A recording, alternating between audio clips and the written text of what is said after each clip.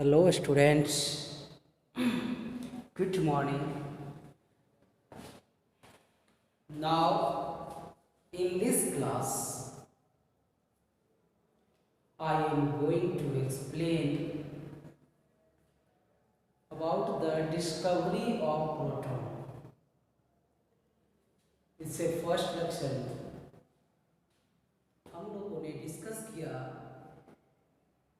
Discovery of electrons, उनके William crooks के द्वारा किए गए डिस्चार्ज ट्यूब एक्सपेरिमेंट के बारे में, जे थॉमसन के द्वारा किए गए एक्सपेरिमेंट के बारे में, और हम लोगों ने देखा कि इलेक्ट्रॉन का डिस्कवरी किस तरह से हुआ, किस तरह से उसके प्रॉपर्टीज और चार्ज को डिटरमाइन किया गया। Now in this class we will discuss about the discovery of proton. Before it, we have to remember certain values related to the fundamental particles. यहाँ आप एक टेबल, एक छोटा सा चार्ट देख रहे हैं। यह सभी फंडामेंटल पार्टिकल से जो रिलेटेड नेसेसरी इसेंशियल पॉइंट्स हैं वो दिए हुए हैं। तो ये क्या क्या है कि एटॉमिक पार्टिकल्स का डिस्कवर किस साइंटिस्ट के द्वारा किया गया, उसका चार्ज क्या है, मास क्या है, and ratio of charge and mass क्या है। तो चलिए सबसे पहले इन टेबल पे इस पॉइंट्स पे थोड़ा सा टाइम लिया जाए। फर्स्ट ऑफ ऑल इलेक्ट्रॉन, देखिए name of particles discovered by charge mass E upon m। The first fundamental particle is electron discovered by J Thomson in 1897। देखिए जे थॉमसन का नाम लिया जाता है, लेकिन जो डिस्चार्ज ट्यूब एक्सपेरिमेंट है और कैथोड रेज का जो एग्जिस्टेंस है वो पहले विलियम क्रुक्स ने प्रेडिक्ट कर दिया था, उसने इसके बारे में बता चुका था। लेकिन जो इलेक्ट्रॉन्स की डिस्कवरी का क्रेडिट दिया गया वो जे थॉमसन को, जो फाइनली जो प्रॉपर्टीज, नेचर और इनके चार्ज मास का जो सारा इसका डाटा था वो तैयार किया J Thomson. Electron is discovered by J Thompson. कब डिस्कवर हुआ था? Was discovered in 1897। 1897 में डिस्कवर किया गया। The charge of electron 1.6 into 10 raised to the power minus 90 coulomb। 1.6 into 10 raised to the power minus 19 coulomb और 4.8 into 10 ESU। coulomb में 1.6 into 10 to the power minus 19 and ESU another unit of charge, इसमें है 4.8 into 10 to the power minus 10। Next is mass of electron. Mass 9.11 into 10 to the power minus 28 gram। 9.11 into 10 to the power minus 28 gram और kg में minus 31। kg में क्या हो जाएगा? 31 because 1 kg contains 1000 gram। kg में power minus 31, ग्राम में minus 28। Now the ratio of charge and mass is ratio of charge and mass E upon m। E charge, m is mass. E charge and m mass is 1.76 into 10 to the power 8 coulomb per gram। 1.76 into 10 to the power 8 coulomb per gram। Now the next fundamental particle is proton. It was discovered by E. Goldstein in 1886. The charge of proton is equal to the charge of electron. This is negative charge, this is negative charge, and this electron का charge जो है वो negative और proton का charge जो है positive, and the magnitude of charge both are equal. दोनों का जो चार्ज है वो इक्वल है, बट अपोजिटिव नेचर अपोजिट है, लेकिन इलेक्ट्रॉन और प्रोटॉन का जो चार्ज है वो सेम है। Now mass of proton is 1.67 into 10 to the power minus 24 ग्राम, या केजी में अगर लिया जाए तो 1.67 into 10 to the power minus 27 KG, यहाँ 24 ग्राम या 27 केजी, यहाँ पावर माइनस 24, यहाँ power minus 27। Now ratio of E upon M 9.58 into 10 to the power 4 coulomb per gram, 10 to the power 4 coulomb per gram. Now the third particle is neutron, which was discovered by James Chadwick in 1932.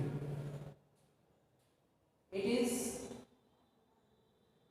neutral, it has no charge, there is no charge on neutron, so the charge of neutron is 0, and mass of neutron is nearly equal to the proton. Consider किया गया है, जो पता लगा कि लगभग जो neutron का मास है प्रोटॉन के इक्वल, तो ratio of E upon M क्या होगा 0, because charge is 0, charge upon mass, तो 0 upon mass is 0. Next is discovery of proton. After the discovery of electron, it was established that atom consists electrons. Then a question: atom is neutral. Why? यदि atom में केवल electrons है तो फिर atom को negative होना चाहिए, atom पे चार्ज नेगेटिव होना चाहिए, because electrons are negatively charged. Electrons are negatively charged. If atom contains electrons, atoms are made up of electrons, then atom should be negative. But actually atom is neutral. तो कहीं ना कहीं ये जो situations थे, ये कंडीशन थे कि एटम इलेक्ट्रॉन्स का बना है, तो इस पे क्वेश्चन मार्क लग रहे थे कि नहीं, एटम में इलेक्ट्रॉन्स तो है, लेकिन इलेक्ट्रॉन्स के अलावा भी कोई ना कोई फंडामेंटल पार्टिकल्स, सब एटॉमिक पार्टिकल्स है, जिसके कारण एटम न्यूट्रल है। और तब ये अंदेशा हुआ, तो फिर से उसी डिस्चार्ज ट्यूब एक्सपेरिमेंट को रिपीट किया गया बाय E. गोल्डस्टीन। सेम जो जे थॉमसन ने कैथोड के लिए किया था, वही एक्सपेरिमेंट को रिपीट किया E. गोल्डस्टीन ने। At very low pressure flows high voltage of current between the electrodes by taking the gas at very low pressure inside the discharge tube. Discharge tube के अंदर वेरी लो प्रेशर पर gas लिया, फिर से उसी experiment को perform किया जिस एक्सपेरिमेंट को जे थॉमसन ने किया था, लेकिन इस बार एक चेंज हुआ। चेंज क्या हुआ? जे थॉमसन ने परफोरेटेड एनोड यूज किया, E. गोल्डस्टीन ने परफोरेटेड कैथोड इलेक्ट्रोड यूज किया। उसने एनोड परफोरेटेड लिया, इसने कैथोड परफोरेटेड लिया, और फ्लोरोसेंट मटेरियल का कोटिंग किया behind the cathode on the glass wall. Goldstein in 1886 performed discharge tube experiment just like before J. Thomson done. in which he took perforated cathode and a gas at low pressure was kept inside the tube. Experiment जो किया उसमें फिर से एक discharge tube लिया जिसके अंदर very low pressure पर गैस को लिया गया। On passing high voltage between the electrodes it was found that some rays were coming from the side of the anode. जब हाई वोल्टेज ऑफ करंट को flow किया गया बिटवीन द इलेक्ट्रोड्स तो पाया गया कि कुछ रेज जो है वो एनोड की ओर से आ रहे हैं, एनोड की ओर से आते हुए मालूम पड़े।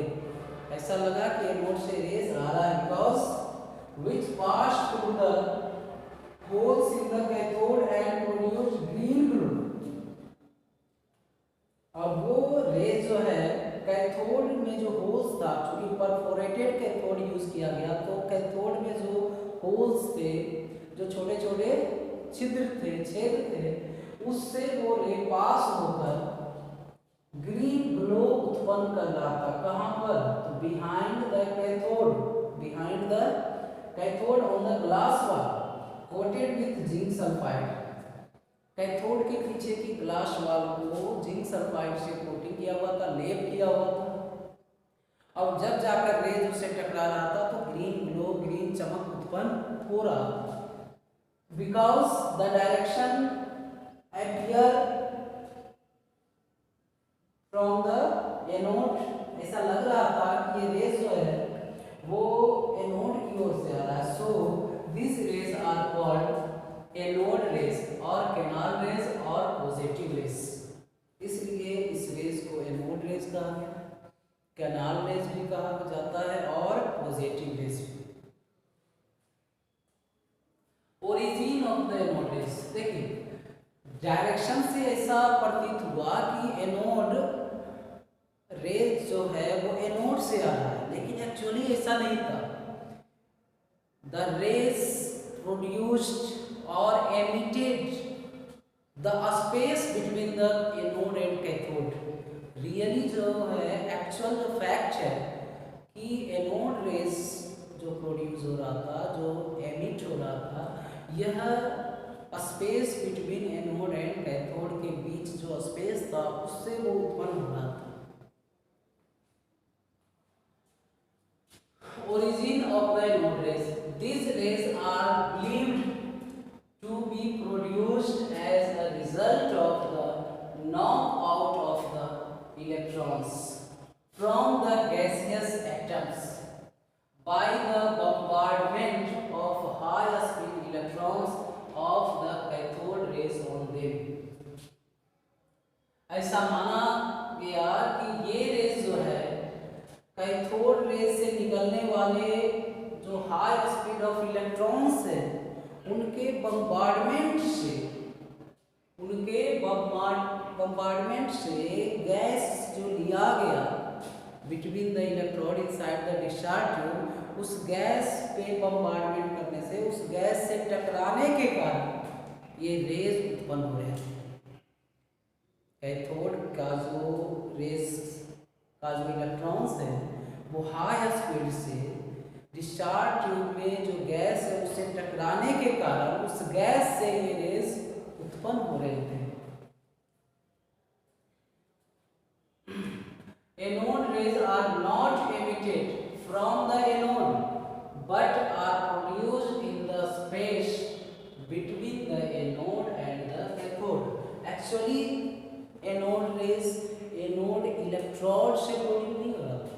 It is not emitted by anode electrode.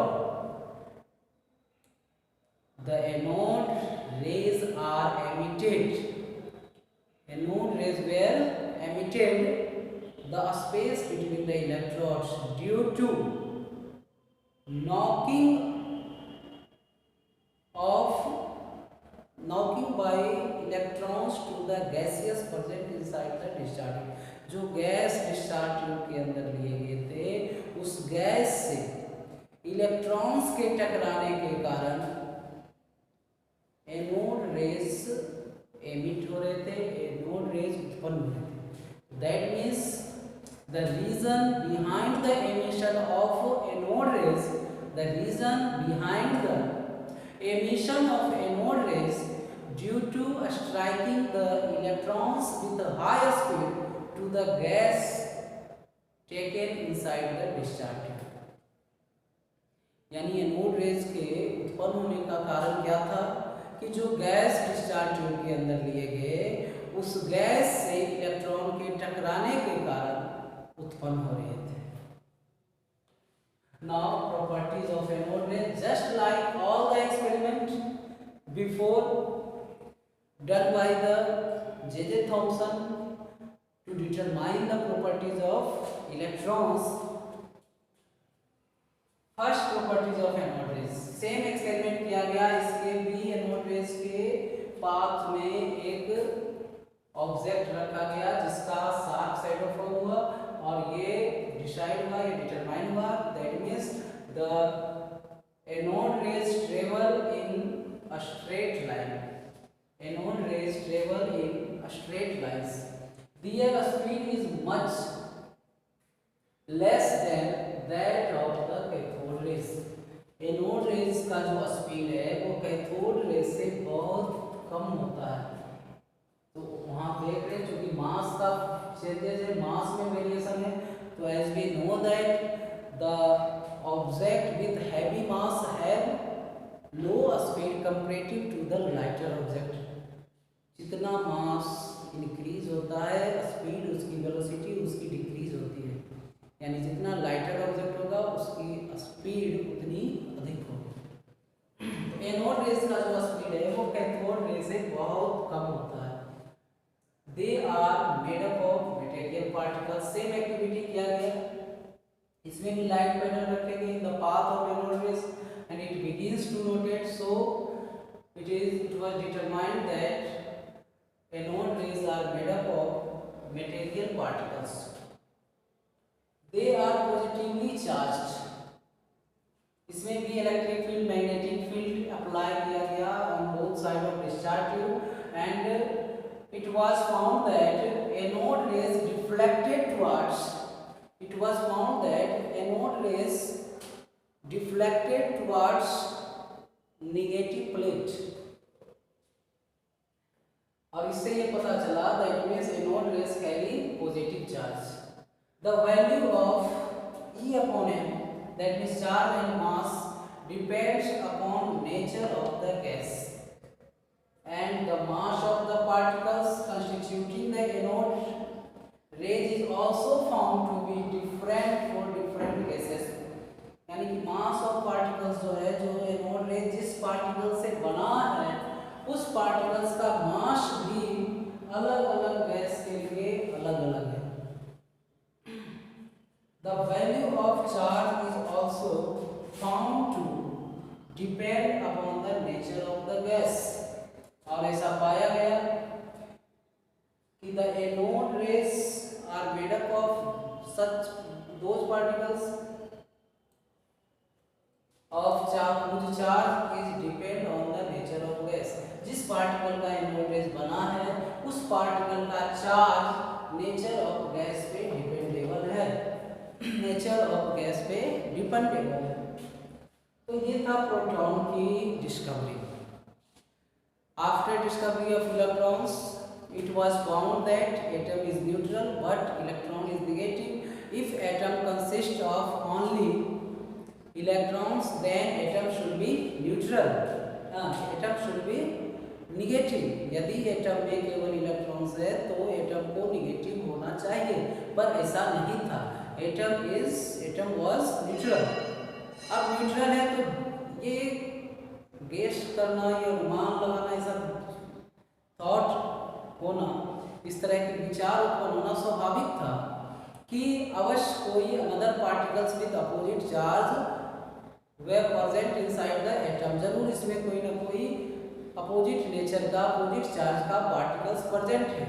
और तभी उसी एक्सपेरिमेंट को रिपीट किया गया कुछ चेंजेस कर और पाया गया कि नहीं, इसमें किसी भी एटम में और भी पार्टिकल्स होते हैं इलेक्ट्रॉन के अलावा भी। अब इसी के बाद जो जेम्स चैडविक है, इस बार मास कंपेयर किया कि यदि एक एटम में, ये तो एस्टेब्लिश्ड हो चुका था, it was established that atom contains electrons and protons, ये तो क्लियर था, दोनों का मास भी पता था।